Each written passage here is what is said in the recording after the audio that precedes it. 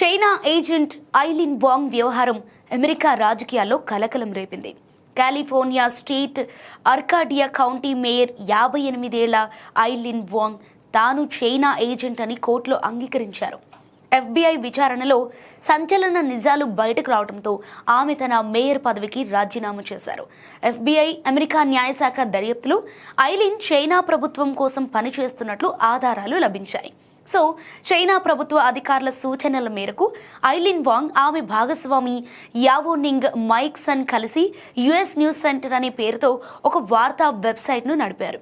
2020 నుండి 2022 వరకు ఈ వెబ్సైట్ ద్వారా స్థానిక చైనీస్ అమెరికన్ కమ్యూనిటీని లక్ష్యంగా చేసుకుని చైనా ప్రభుత్వానికి అనుకూలమైన వార్తలను, భావజాలాన్ని విస్తృతంగా ప్రచారం చేశారు. సో షింజియాంగ్ ప్రాంతంలో జరుగుతున్న బలవంతపు శ్రమ, మానవ హక్కుల ఉల్లంఘనలను ఖండిస్తూ చైనాకు మద్దతుగా కథనాలు ప్రచురించారు. ఒక విదేశీ ప్రభుత్వం తరపున అమెరికాలో కార్యకలాపాలు నిర్వహించేటప్పుడు చట్ట ప్రకారం US ప్రభుత్వానికి సమాచారం ఇవ్వాల్సి ఉంటుంది. కానీ వీరు ఆ నిబంధనలను ఉల్లంఘించి రహస్యంగా పనిచేశారు. ఇప్పుడు చైనాకు గూఢాచారిగా వ్యవహరిస్తూ తైవాన్ వంటి దేశాల సమాచారాన్ని సేకరిస్తున్న యావోనింగ్ మైక్సన్ను అధికారులు గతంలోనే గుర్తించారు. అతను ఐలిన్ వాంగ్కు కాబోయే భర్త కావడంతో ఆమె కూడా ఈ కుట్రలో భాగస్వామి అయినట్లు డిజిటల్ కమ్యూనికేషన్ల ద్వారా FBI పక్కా ఆధారాలైతే సేకరించింది. అయితే ఈ నెల 11న జరిగిన విచారణలో ఐలిన్ వాంగ్ తన నేరాన్ని కోర్టులో అంగీకరించారు.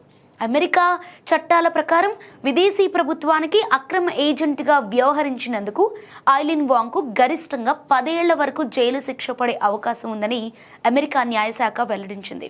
ఐలిన్ వాంగ్ 1968లో చైనాలోని సిచువాన్ ప్రావిన్స్లో జన్మించారు. ఆమె తండ్రి చైనాలో ఫిజిషియన్గా, తల్లి చైనీస్ సాంప్రదాయ వైద్యం ఆక్యుపంక్చర్ డాక్టర్గా పనిచేశారు. దాదాపు 30 సంవత్సరాల క్రితం ఆమె చైనా నుండి దక్షిణ కాలిఫోర్నియాకు వలస వచ్చారు. అయితే ఆమె తండ్రి యూనివర్సిటీ ఆఫ్ సదరన్ కాలిఫోర్నియాలో చేరటంతో ఆమె కుటుంబం అమెరికాకు మారింది. అయితే అమెరికాకు వచ్చిన తర్వాత ఆమె అక్కడి చట్టాల ప్రకారం సహజ సిద్ధమైన అమెరికన్ పౌరసత్వం పొందారు. న్యూ మిలీనియం ప్రారంభంలో ఆమె కాలిఫోర్నియాలోని చైనీస్ అమెరికన్లు ఎక్కువగా ఉండే అర్కాడియా నగరానికి మారారు. అప్పుడు తన 2 కుమారులను మంచి పాఠశాలల్లో విద్యను అందించడం కోసమే ఆమె అర్కాడియాకు వచ్చినట్లు గతంలో పేర్కొన్నారు. అయితే ఆమె సుదీర్ఘ కాలం రిపబ్లికన్ పార్టీ మద్దతుదారులుగా ఉన్నప్పటికీ 2022లో డెమోక్రాటిక్ పార్టీలోకి మారారు. 2022 నవంబర్లో ఆమె అర్కాడియా సిటీ కౌన్సిల్ సభ్యురాలిగా ఎన్నికయ్యారు. ఈ ఎన్నిక ద్వారా అర్కాడియా సిటీ కౌన్సిల్లో మొదటిసారి మహిళలు మెజారిటీ స్థానాలు సాధించడంతో పాటు చైనా నుండి వచ్చిన మొదటి మహిళా కౌన్సిలర్గా ఆమె రికార్డు సృష్టించారు.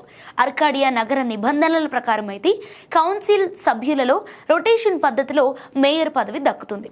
సో ఈ క్రమంలోనే ఆమె ఈ ఏడాది ఫిబ్రవరి 3న అర్కాడియా మేయర్గా బాధ్యతలు చేపట్టారు.